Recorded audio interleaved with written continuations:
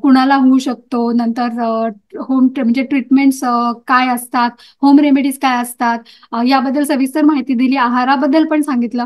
पण ह्याच्याबद्दल अजूनही काही होम रेमेडीज तुम्ही सांगू शकाल का, किंवा आहारामध्ये काही बदल? याच्यामध्ये दोन प्रकारांनी आपण घरच्या घरी काही त्याची ट्रीटमेंट करू शकतो. हं, जेव्हा ही वारंवार गोष्ट होते तर प्रत्येक वेळेला पेन किलर खाऊन आपलं पोट खराब करून घेण्याची गरज नाहीये.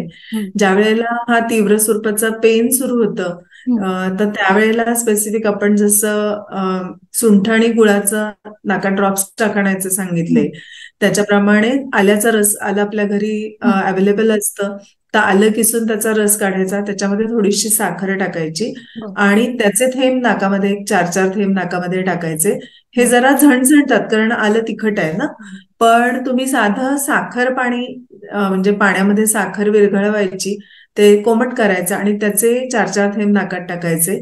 त्याने सुद्धा म्हणजे मुख्यतः आपण जे पित्ताच्या म्हटलं ना, आग होऊन होणारं पेन हं, असेल हं, तर त्याच्यामध्ये उपयुक्त होतं. हं, त्याच वेळेला जिरं, ओवा असं एकत्र कुटून त्याच्यामध्ये गुळ घालून त्याची गोळी करून खाणं. म्हणजे नुसती काही वेळेला आपण पित्तासाठी ती पावडर खा सांगतो, हं, हं, पण इथे ती गोळी चघळून चघळून खाणं हं, ह्याचा पण खूप छान उपयोग होतो. हं, मॉडर्न सायन्समध्ये त्यांनी कॅफिनचा म्हणजे कॉफीचा हं, पण उपयोग खूप सांगितलेला आहे. कॅफिन हं, अनेक गोष्टींमध्ये तर इझिली आपल्याकडे अवेलेबल ब्लॅक कॉफी त्यावेळेला करून पिणं, काही हं, वेळेला चॉकलेट खाणं हे हं, सुद्धा उपयुक्त असतं त्या वेळेपुरतं. बर, पण ह्याच्यामध्ये अगेन त्याचं मूळ कारण शोधणं आणि त्याच्यावर ट्रीटमेंट करणं हे सगळ्यात महत्वाचं आहे. बरोबर. पुष्कळ वेळा तर असं होतं की आपण डोक्याला तेल कमी लावतो. पूर्वी हं, कसं होतं की रेग्युलर म्हणजे रोज तेल लावणं डोक्याला हं, हे योग्य मानलं जायचं. हं, तर आता तुम्ही जेव्हा बाहेर कामानिमित्त खूप हिंडत वगैरे असता, पोल्युशन एअरमध्ये खूप असतं, तर अशा वेळेला तेल डोक्याला असण्याची गरज नाहीये.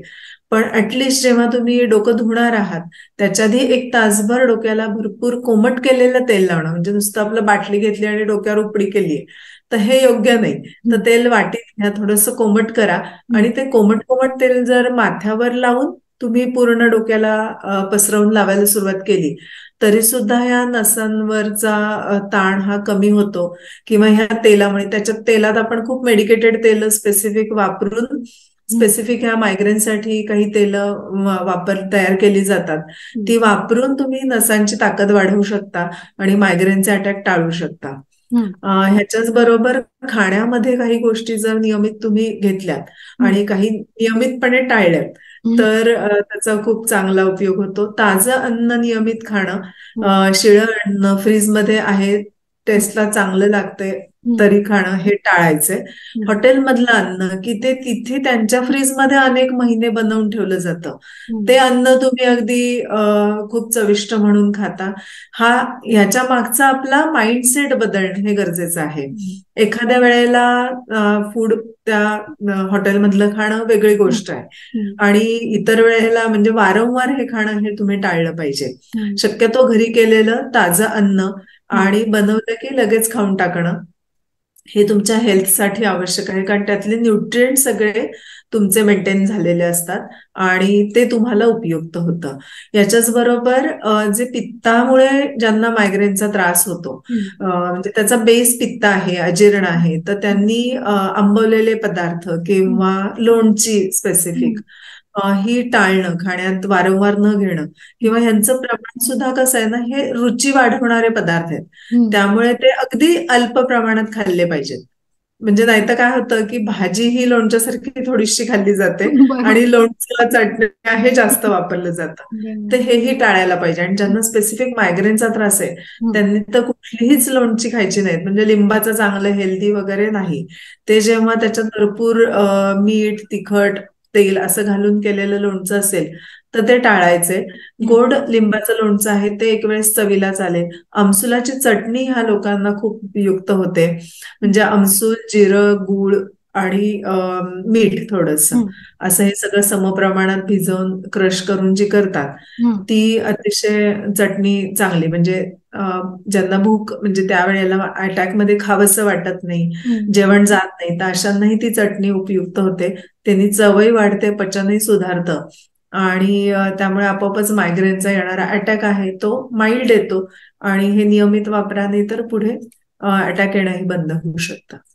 बरोबर. आपण आधीच्या एपिसोडमध्ये तुम्ही आम्हाला मायग्रेनचं एक कारण ट्रिगर म्हणजे ज्याचा की स्ट्रेस हे सांगितलं. याच्या आधीच्या अनेक एपिसोड्समध्ये आपण स्ट्रेस मॅनेजमेंट बद्दल बोललेलो आहोतच, पण तरी सुद्धा एकदा खास मायग्रेनसाठी स्ट्रेस मॅनेजमेंट कशी करता येईल हे सांगा.